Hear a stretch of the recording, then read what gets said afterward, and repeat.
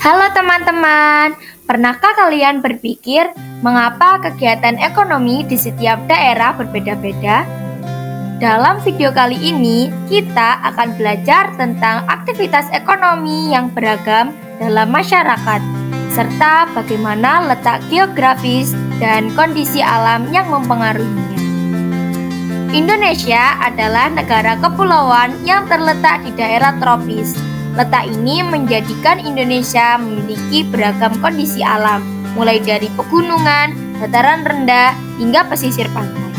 Keragaman inilah yang menyebabkan aktivitas ekonomi, sosial, dan budaya masyarakat Indonesia sangat bervariasi. Iklim dan cuaca sangat berpengaruh pada kegiatan ekonomi masyarakat.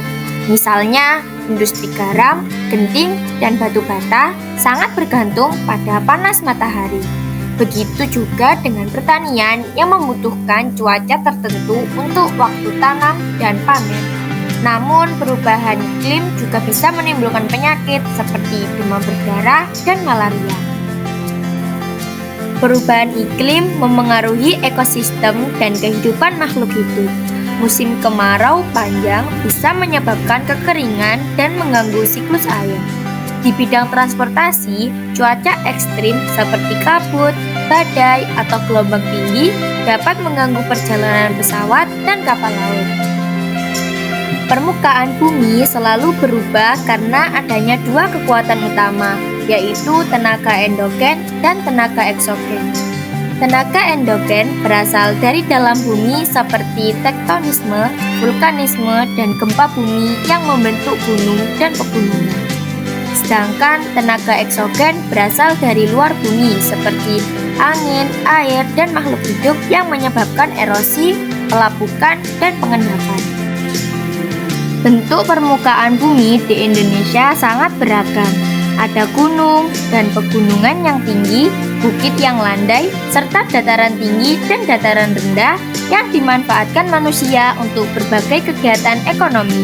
Setiap bentuk permukaan bumi memiliki potensi ekonomi yang berbeda. Lingkungan tempat tinggal memengaruhi jenis kegiatan ekonomi masyarakat.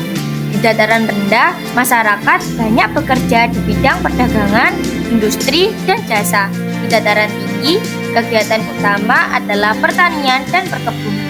Sementara di pesisir pantai, masyarakat umumnya bekerja di bidang perikanan dan pariwisata. Lingkungan menyediakan berbagai sumber daya alam yang bisa dimanfaatkan untuk kegiatan ekonomi.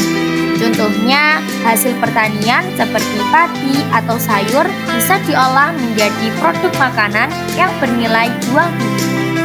Selain itu, tempat wisata alam juga bisa dimanfaatkan untuk kegiatan ekonomi di bidang jasa, seperti penginapan, restoran, dan transportasi wisata. Perbedaan sumber daya alam di setiap daerah mendorong terjadinya perdagangan antar pulau. Pulau satu dan lainnya saling menukar barang sesuai kebutuhan. Perdagangan ini terjadi karena adanya perbedaan faktor produksi, tingkat kelangkaan, dan harga komparatif. Perdagangan antar pulau memiliki peran penting dalam menyatukan bangsa Indonesia. Kegiatan ini menghubungkan penduduk antar pulau, mempercepat penyebaran budaya, dan memperkuat integrasi nasional. Tujuan adalah memperluas jangkauan pasar dan memperoleh keuntungan dari hasil produksi.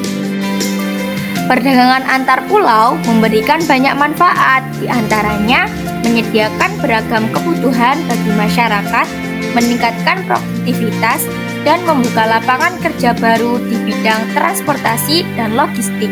Dengan begitu, kehidupan masyarakat Indonesia menjadi lebih maju dan sejahtera.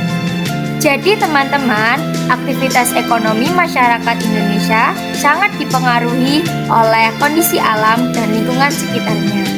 Keragaman ini adalah kekayaan bangsa yang harus kita kelola dengan bijak agar membawa manfaat bagi kita semua. Sampai jumpa di video pembelajaran berikutnya.